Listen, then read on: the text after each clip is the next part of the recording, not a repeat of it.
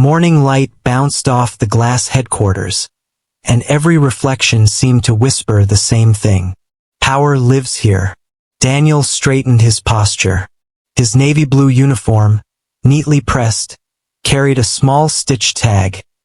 Security Officer D. Cruz. He adjusted his earpiece and approached the car window. The tinted glass rolled down halfway. Inside sat Richard Armitage, CEO of the company, late 40s, perfect hair, tailored suit, the kind of man whose wristwatch cost more than Daniel's entire yearly salary. Richard's jaw tightened when he saw who was blocking his way. "Is there a problem?" he asked sharply, his voice dripping with impatience. Daniel held his scanner steady. "Sir, I just need to verify your vehicle registration. New security protocols." Richard's lips curled into a smirk. "You've seen me drive this car every day for years. Are you seriously stopping me?" Daniel's tone stayed respectful. "I understand, sir, but it's policy. Every car must be logged this week, even executive vehicles." Richard leaned forward slightly, his voice low and condescending. "Do you even know who signs your paycheck?" Daniel met his gaze, calm and unwavering. "Yes, sir. That's why I take my job seriously." The CEO's smile turned to ice. "This is absurd." He tossed his ID badge toward Daniel like it was garbage. "Scan it. Get out of my way." Daniel bent, scanned the card, and then typed the car's license plate into his tablet. For a few seconds, the system whirred. Then something strange appeared on the screen. Something that made him frown.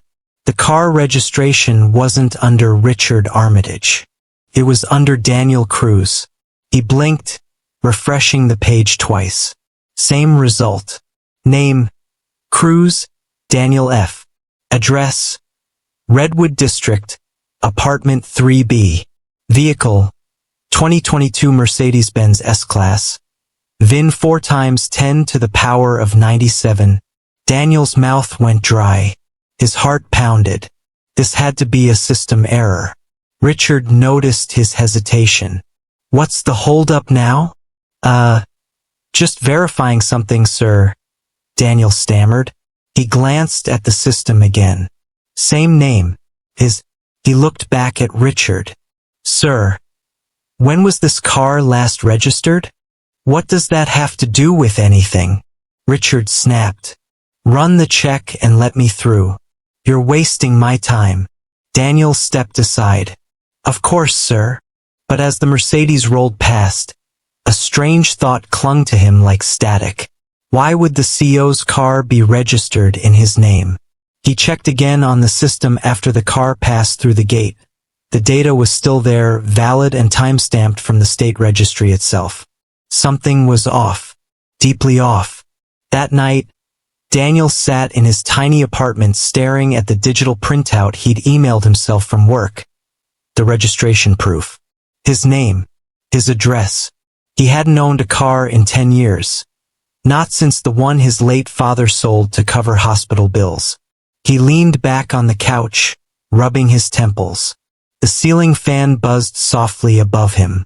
The city outside hummed with noise, but inside, only confusion and unease grew louder. He remembered how his father used to work as a mechanic for Armitage Industries' vehicle division.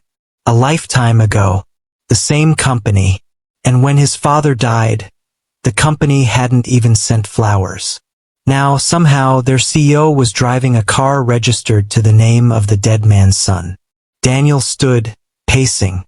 "No," he muttered. "This can't be random." He turned toward the photo on his shelf. His father, in oil-stained overalls, smiling beside a car that looked almost exactly like the Mercedes from that morning.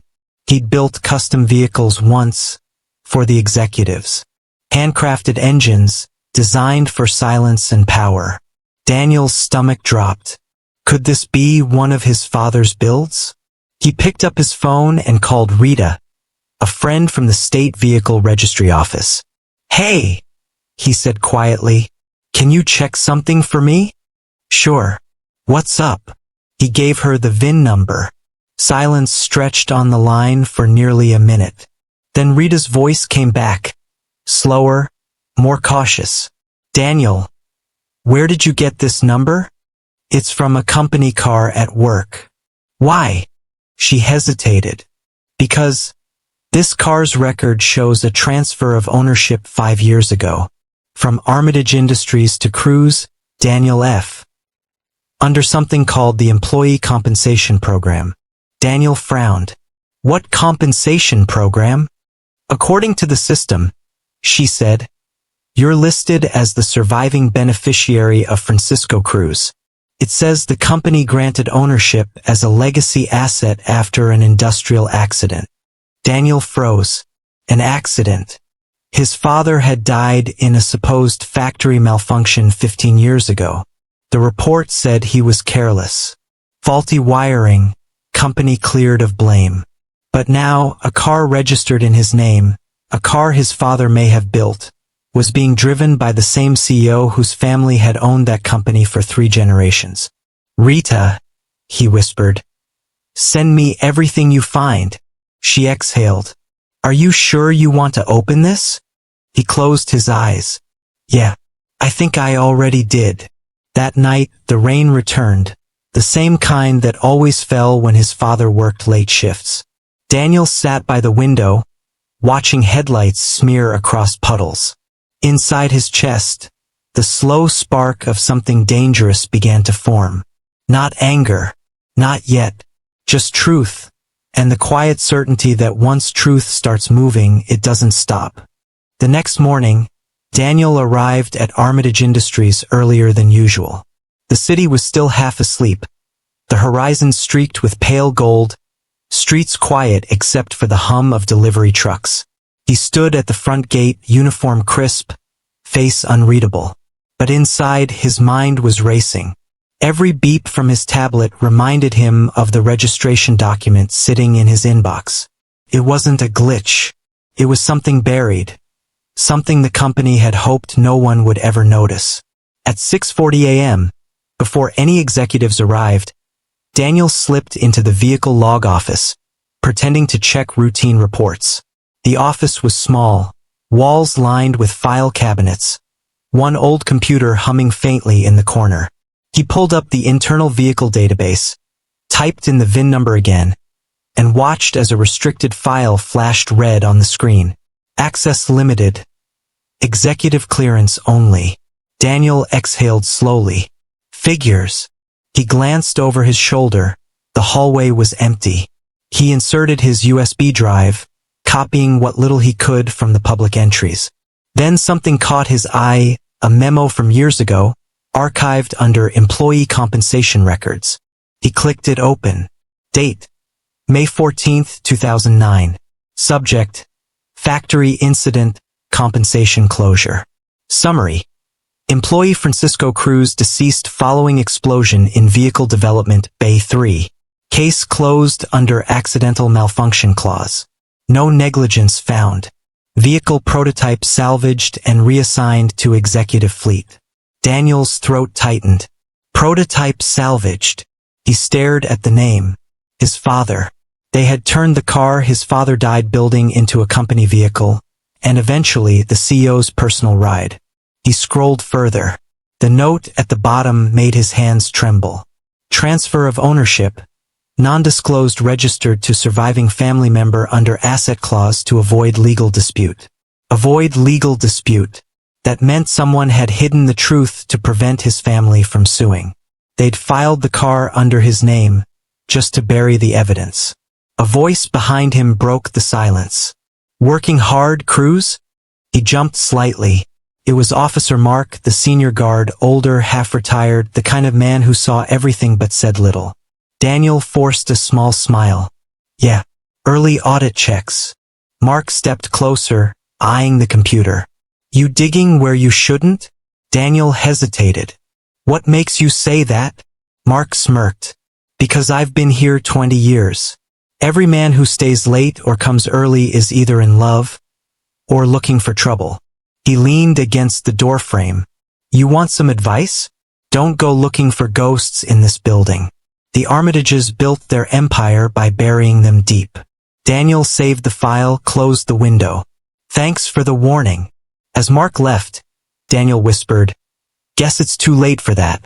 That evening, Daniel took the files to Rita's small office near the downtown records center. Stacks of paper surrounded her desk, like a fortress made of secrets.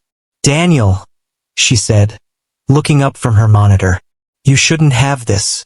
If the company finds out you accessed restricted files, they already stole from my family, he interrupted. What else can they take? Rita sighed. Okay, but you didn't hear this from me. She handed him a printed sheet. A legal form, old and yellowing. Settlement record, 2009. Armitage Industries agrees to transfer one company asset, prototype Model 4A, to the Cruz family as compensation. Value, $0 declared. Daniel read it twice. 0 declared? That means it wasn't listed as valuable. They didn't want to trigger taxation or legal attention, Rita explained. They gave it to your father's name to erase it quietly. No payout. No lawsuit. Just silence. Daniel rubbed his face, frustration rising. They called it a malfunction. He told me before he died there was something wrong with the wiring system. Said it was unsafe. They ignored him. Rita's eyes softened. He tried to warn them, didn't he? Yeah, Daniel said bitterly. And they buried the man who built their car, then drove it to work every day like it was nothing. 2 days later, the CEO's car arrived again at the gate. Daniel forced his usual professional calm. Morning, sir, he greeted. Richard Armitage looked annoyed already. You again? Don't tell me you're running checks every day now. Just doing my job, Daniel replied with a faint smile. But this time, as Richard handed over his badge, Daniel looked directly into his eyes and asked, Sir, do you know who built this car? Richard frowned. What kind of question is that? Just curious, Daniel said, voice calm. It's a beautiful machine. The craftsmanship, almost like someone built it with their own hands. The CEO scoffed. That's what money buys, Cruz. Talent. Daniel nodded slowly. Sometimes money buys silence too. Their eyes met for a second. Something sharp passed between them. Richard pulled his badge back. You're out of line. Yes, sir, Daniel said. But maybe I'm finally in the right place. The Mercedes rolled through the gate again. But this time, the man in the uniform wasn't just a guard. He was the storm the company didn't see coming. That night, Daniel printed every document, every memo, every timestamp he'd found. He organized them in a folder marked, The Truth, for Dad. He didn't know yet what his next move was, but he knew the next morning, Richard Armitage was going to realize that the man he dismissed at the gate now held something far more powerful than clearance. Proof. By the end of the week, tension wrapped around Armitage Industries like fog. Whispers had started, something about an internal audit, about missing compensation files that someone was quietly reopening. Daniel kept his head down during his shifts, but he wasn't sleeping much. Every night he reviewed the same documents, tracing his father's name across faded paper. Every line he read made his chest feel heavier, but his purpose sharper. When Monday came, the company buzzed with unusual activity. The board's quarterly vehicle inspection was happening that day, a mandatory review of executive cars for insurance compliance. Richard Armitage himself was scheduled to oversee it. Daniel's shift covered the inspection zone. Perfect timing. By 9 a.m., the executive parking lot was lined with luxury cars, Bentleys, Teslas, and the infamous black Mercedes. Daniel watched as technicians logged VIN numbers, cross-checking documents with insurance tags. When they reached the Mercedes, one technician frowned. Sir, this registration looks off. Richard was standing nearby, chatting with a VP. He turned. Off how? The database says it's registered to, Daniel Cruz. The CEO froze. For a moment, his confident posture slipped. Impossible, he said sharply. That's my car. The technician looked confused. Then you might want to contact the registry. It shows full legal ownership under that name. Has for years. The small group fell silent. Everyone turned slightly toward the security officer standing at the gate entrance. Daniel. He didn't move, didn't blink, just stood there, clipboard in hand, watching the truth echo through the courtyard. Richard's face tightened. That's ridiculous, he snapped. This is clearly a clerical mistake. Daniel finally stepped forward. It's not a mistake, sir. The crowd turned. Excuse me, Richard said, his voice low. Daniel met his gaze evenly. It's not a mistake. That car was transferred to my name 15 years ago, as compensation after my father's death in your factory. The air thickened instantly. Every conversation in the lot stopped. Richard laughed once, coldly. You're seriously claiming this car is yours? That's absurd. You think a man like me would be driving around in a janitor's inheritance? Daniel's tone didn't rise. I think a man like you has been driving something built on someone else's silence. The VP beside him stepped back.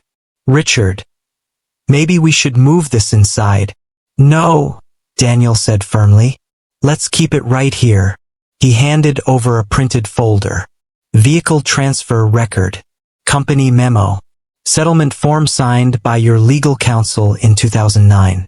And a state document naming me as the beneficiary. Richard's face turned pale. Where did you get this? From your archives, Daniel said simply.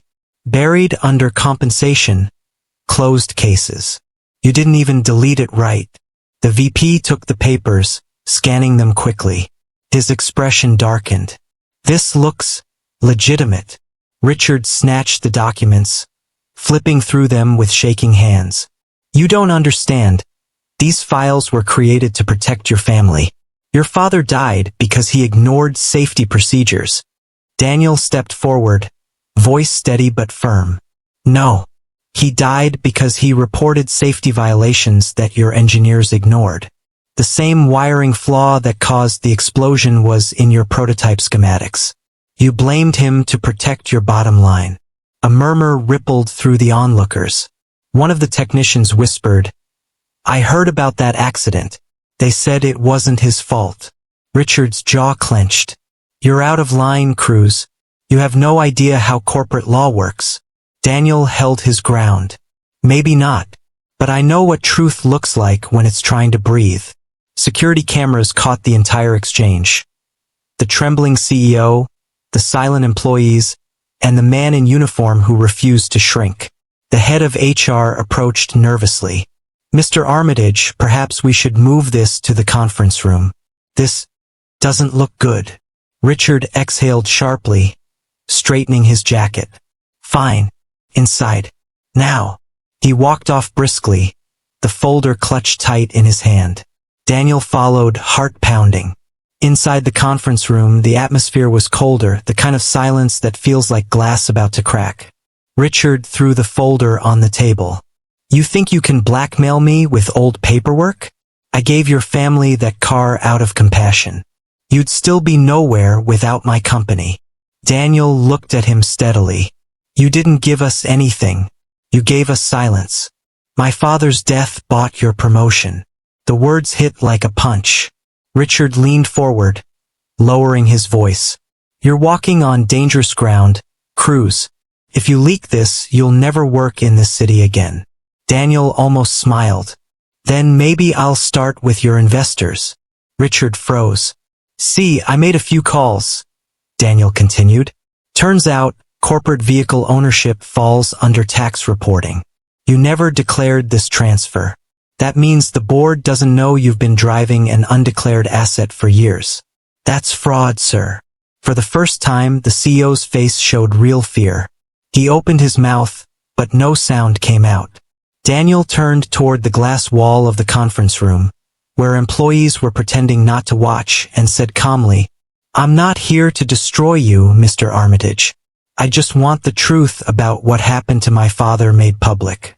His name cleared. His record restored. The CEO didn't respond. He just stared at the folder on the table like it was a loaded gun. Or, Daniel added quietly, I can let the media decide how they'll headline it. CEO drives car registered to dead employee's son. The silence that followed was total. Then, for the first time since Daniel had joined this company, Richard Armitage nodded just once, not in power but in defeat. That night, Daniel walked home under the glow of streetlights, clutching the signed statement in his jacket pocket. It was official. The company had reopened the investigation into his father's death, and this time they couldn't bury it. But deep down, Daniel knew the story wasn't over. Because when powerful men fall, they don't always stay down quietly. By the next morning, rumors had spread across Armitage Industries like wildfire. Everyone, from reception to the engineering floors, was talking about the security guard who stood up to the CEO. Some whispered admiration. Others whispered warnings. Daniel arrived at work with steady steps and tired eyes. He knew what was coming. At 8:10 a.m., a message flashed on his phone.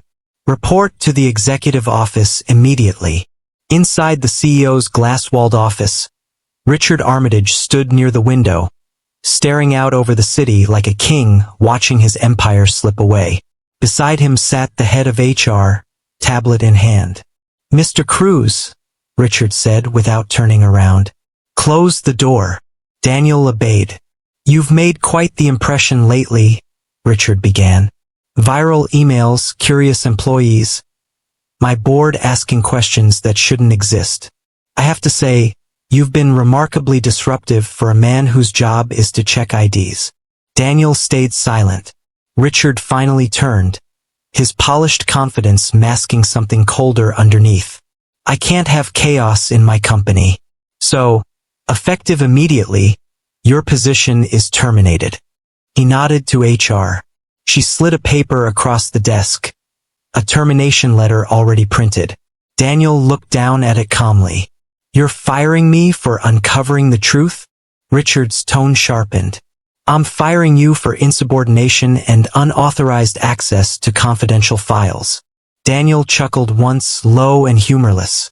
So that's the play. You should have left things alone, Cruz. You had a good job. You could have stayed invisible. Daniel met his eyes. Invisible is how people like you want us. The workers, the cleaners, the guards, the ones who keep your empire from falling apart. Richard smirked. Spare me the working class hero act. You're dismissed. Daniel picked up the letter but didn't leave. Before I go, he said quietly, you might want to check your inbox. Richard frowned. Excuse me?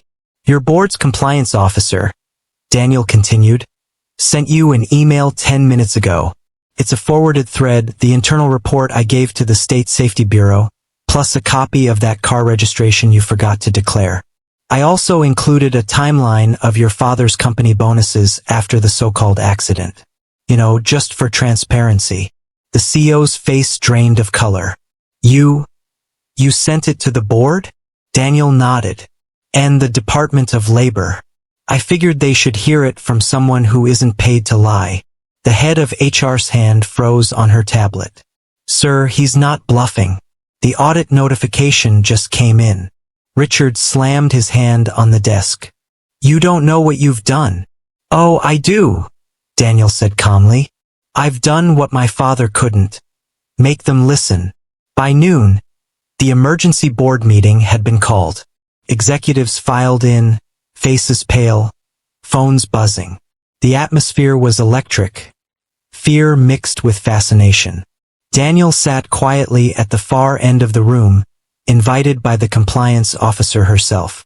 Richard entered moments later, red-eyed and furious. Let's be clear, Richard began, his voice raised. This entire situation is a misunderstanding.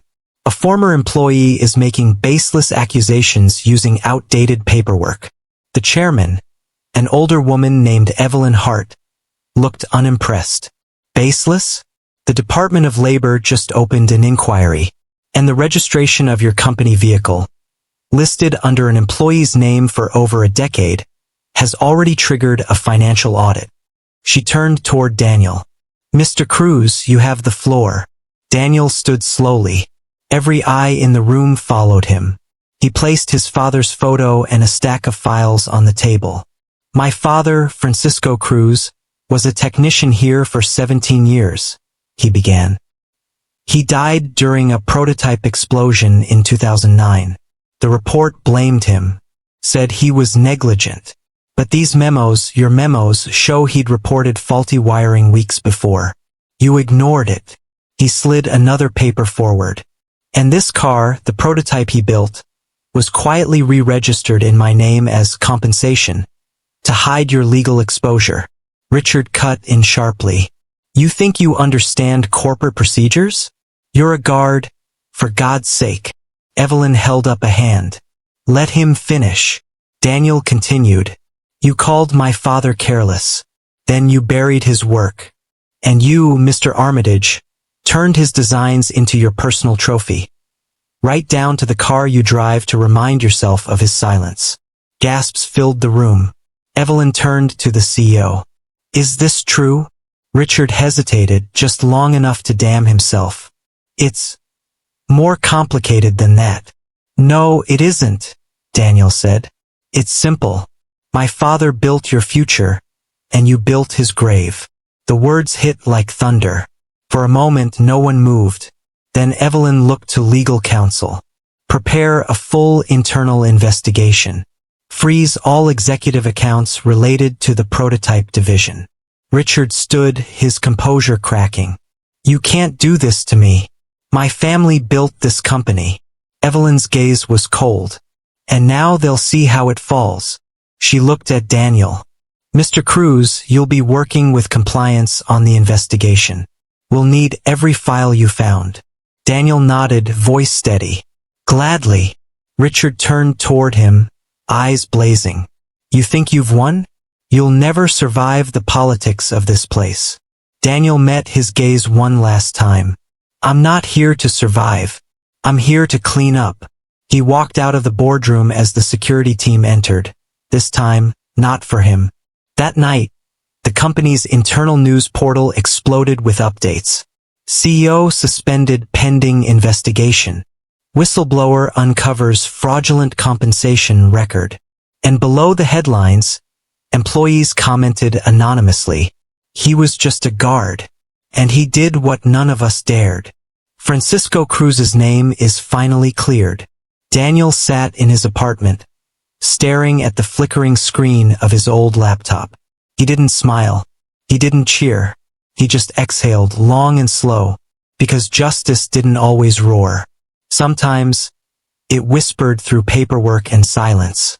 2 months later, Armitage Industries didn't look the same anymore. The walls that once echoed with power and fear now hummed with something else. Whispers of change. The CEO's office, once guarded like a throne room, stood empty. And in its place, a framed notice on the door read, Interim leadership under board review. The scandal had hit the media weeks ago. Business networks called it the car that exposed the CEO. Employees who once avoided eye contact with Daniel now nodded with quiet respect when he passed. But Daniel hadn't done any of it for glory. He just wanted one thing, his father's name cleared. And finally it was. The Department of Labor's final report arrived on a Thursday morning. Confirmed what Daniel already knew. The explosion wasn't an accident. It was caused by ignored safety warnings, cost-cutting shortcuts, and silence. The last line made Daniel's throat tighten. Francisco Cruz's record is hereby amended. Cause of death. Equipment failure due to company negligence. The board reached out the same week. They invited Daniel to attend the press conference announcing a new chapter for the company. He didn't want to go at first. But Rita, the compliance officer who'd helped him, insisted. You earned this, Daniel. Let them say your father's name out loud. So he went. The conference was held in the main atrium. All glass and steel, sunlight pouring in like truth itself.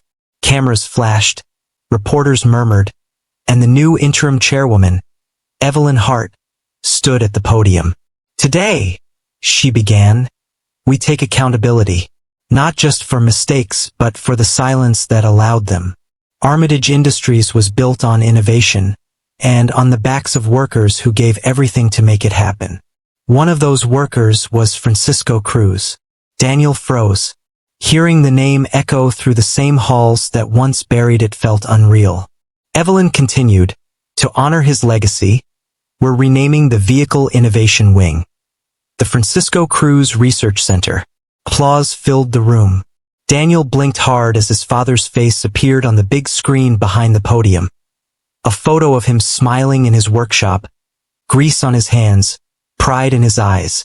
Evelyn turned to Daniel. "Mr. Cruz, please join us." He stepped forward slowly, every step feeling heavier than the last. Cameras flashed. Evelyn extended a small plaque, the dedication plate that would hang in the new lab. Daniel's hands shook slightly as he accepted it.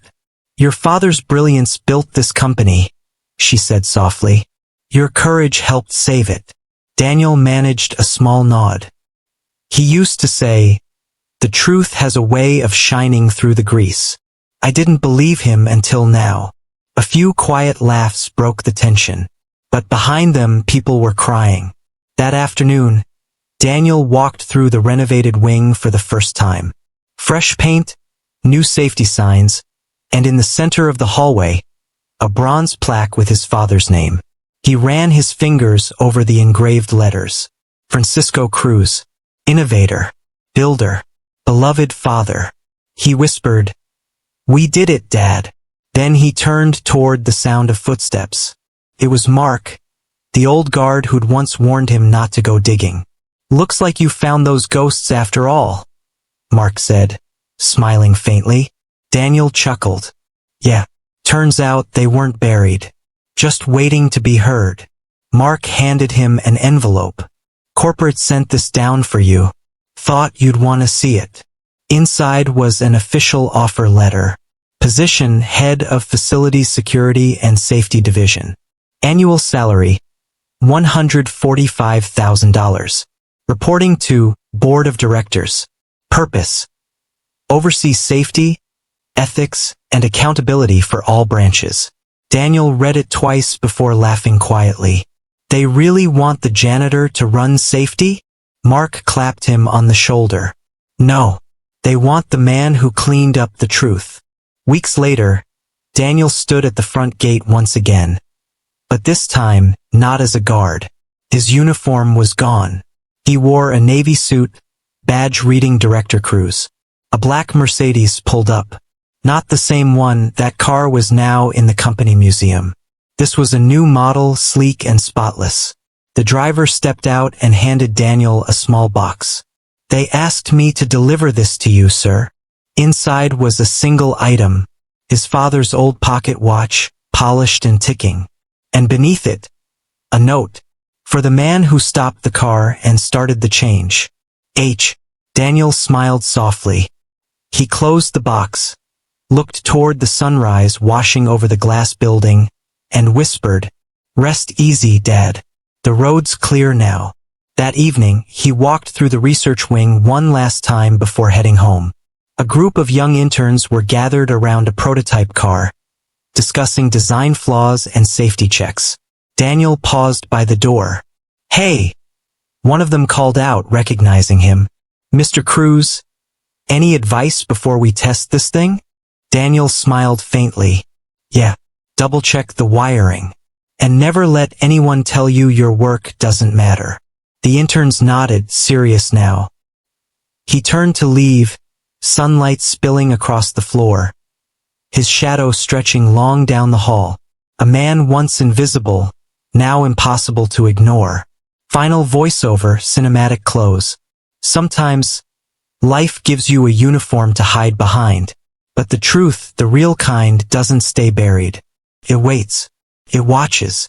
And one day, it drives right up to your gate, waiting for you to stop it.